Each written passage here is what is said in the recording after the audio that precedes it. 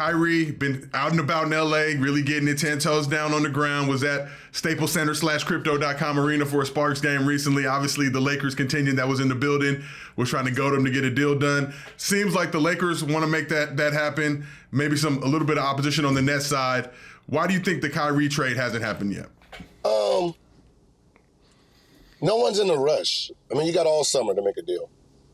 So, the Nets and Lakers are not really in a rush. They're probably still trying to figure out the rest of the roster, see who's available to, sign and throw into that trade. But right now, the Lakers are the only team that's suited to make the deal work because it's less paperwork. I can straight up trade Kyrie for Russ, Kevin Durant for Anthony Davis. It's a fair trade on both sides. You can possibly give Nets someone young. You can probably throw in a young player. But other than that, you can do straight up 2 stars for 2 stars, and both teams feel like, okay, we got something out of it. Do you think, that kind of has been suggested? I made that suggestion earlier in the week, but do you think that that's actually realistic? Obviously, AD rep by Clutch, LeBron, their close relationship. AD back in the gym, getting his work in. Seems like he's going to be back in action and ready to go this next season. Do you think on any planet there's a possibility that the Lakers would make that move and trade AD and Russ for Kyrie and KD?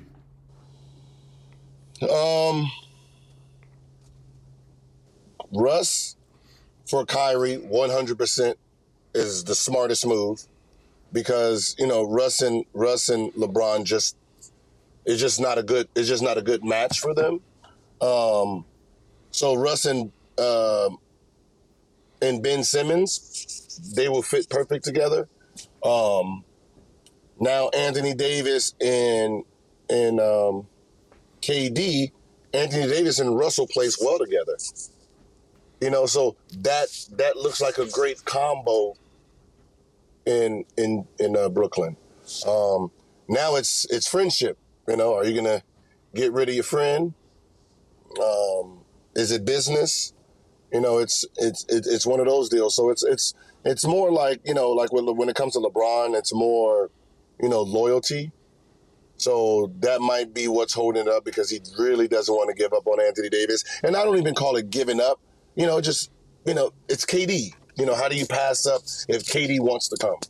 It's just a hard turnoff. Like, it's him. Us two together is magic.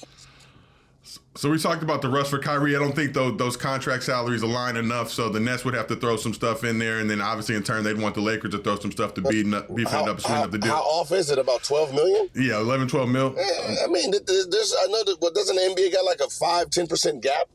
But I think there's talks like you got to throw Joe Harris, Seth Curry. Obviously, I think the Lakers. Oh, then throw in Seth Curry. Boom, let's go. But I think there's been talks about the next one in THT in return. If you're the Lakers, and THT is a guy who I think is very intriguing, only 21 years old, do you think that he stays with the Lakers this season, or will they add him as a piece to get a deal done? I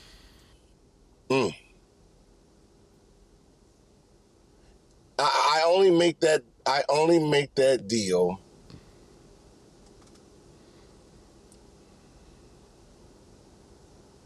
I mean, that's one that's one tough. Is it going to be Seth and? I believe it's either or, but obviously I'm not Rob Pelinka. I'm not in those meetings. I'm not LeBron, Rich Paul. I mean, to get Kyrie here, and we know what that combo with LeBron looks like. I will probably throw in THT. Wow. Okay. I would, and I'll do it for his favor because he's such talented. He's talented, and we're kind of handicapping him right now. If he goes to the Nets, he will be a featured player for offense. So I'll, help him out and, go ahead and throw him up in there.